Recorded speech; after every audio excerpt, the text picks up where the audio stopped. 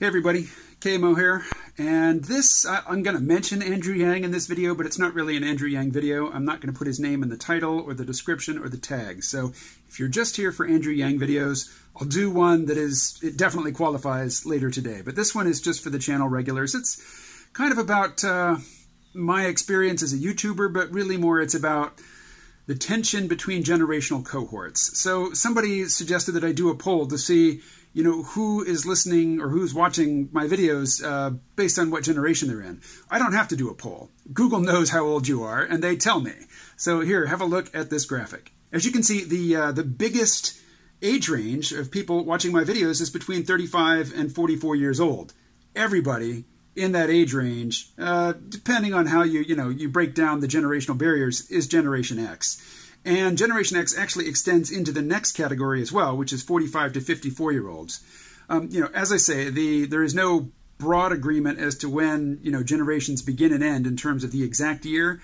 But if you think of them as a 20-year span, a pretty conservative way of looking at Generation X is to say that these are people who were born between 1961 and 1981. I was born in 1968, so I'm a little old for Gen X, but pretty near the middle. I mean, definitely Gen X. No matter how you slice it, I'm Generation X, as is Andrew Yang, as are most of the people watching this channel. As you can see, looking back at this graphic,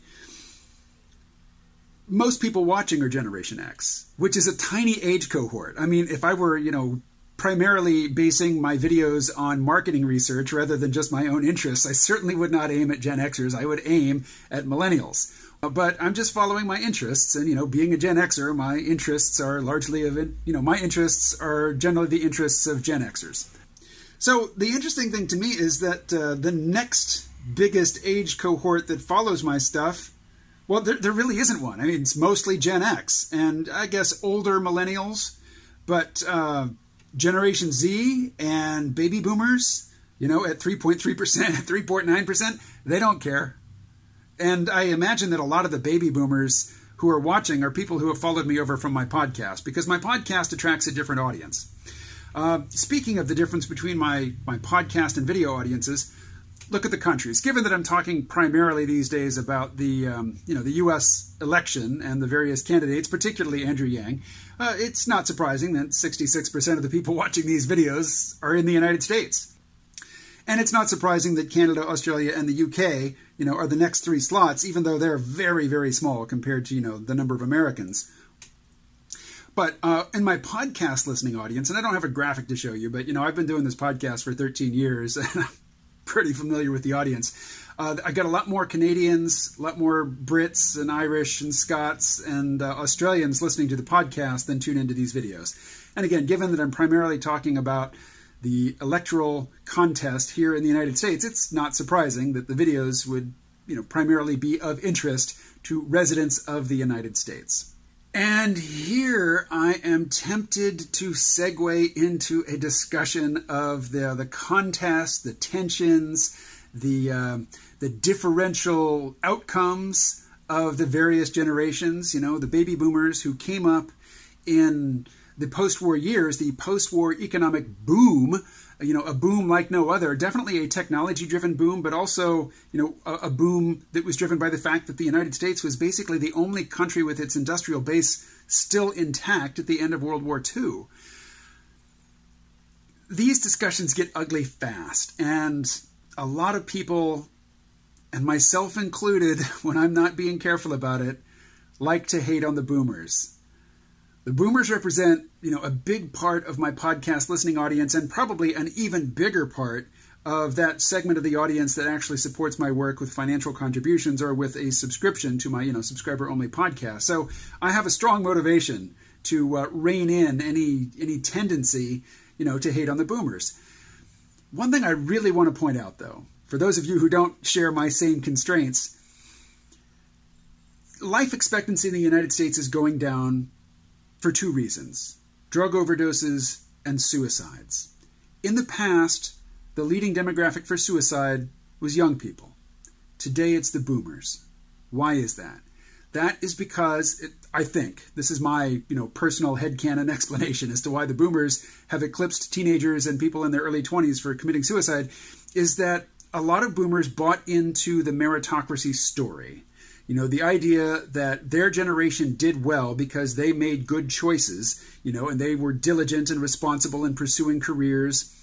You know, this is a self-congratulatory story, and the conditions on the ground here in the U.S. supported that story for most of the life of the boomers, but a lot of them have reached retirement age having done everything they were told to do, and they discover that their pensions aren't there, or they have lost their jobs late in their careers, and they don't qualify yet for Social Security. You know, most of them do by now, but, you know, the younger boomers don't qualify for Social Security, and even if they did, you know, they were planning on continuing to work. They still needed that income, and having been, you know, ushered out of the workforce involuntarily, they discover that there really is some rampant ageism, particularly, you know, in the hiring practices of big companies. Big companies want young people. They want young minds. Young minds are more nimble. They're more adaptable.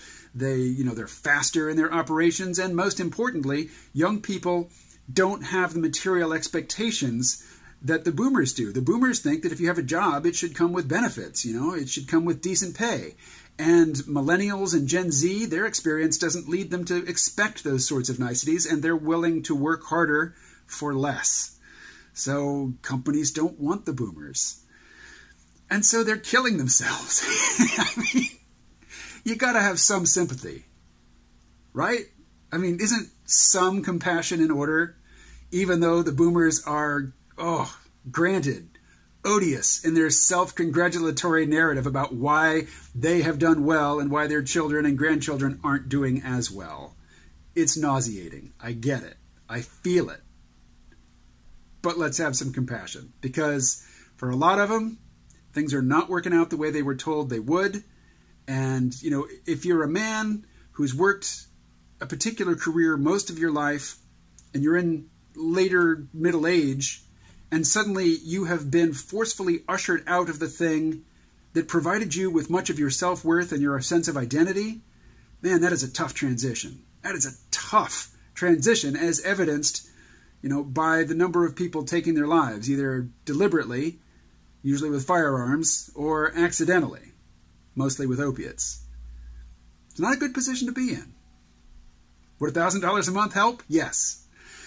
But it's not going to take the place of the sense of self-worth and identity that they got from their vocation, which younger people, you know, they just don't have the opportunity to define themselves that way, not like the boomers did. Okay. This is about as long as I want to go on this video. Thanks for watching. I'll do something that is more explicitly devoted to the Yang campaign later today. Stay well.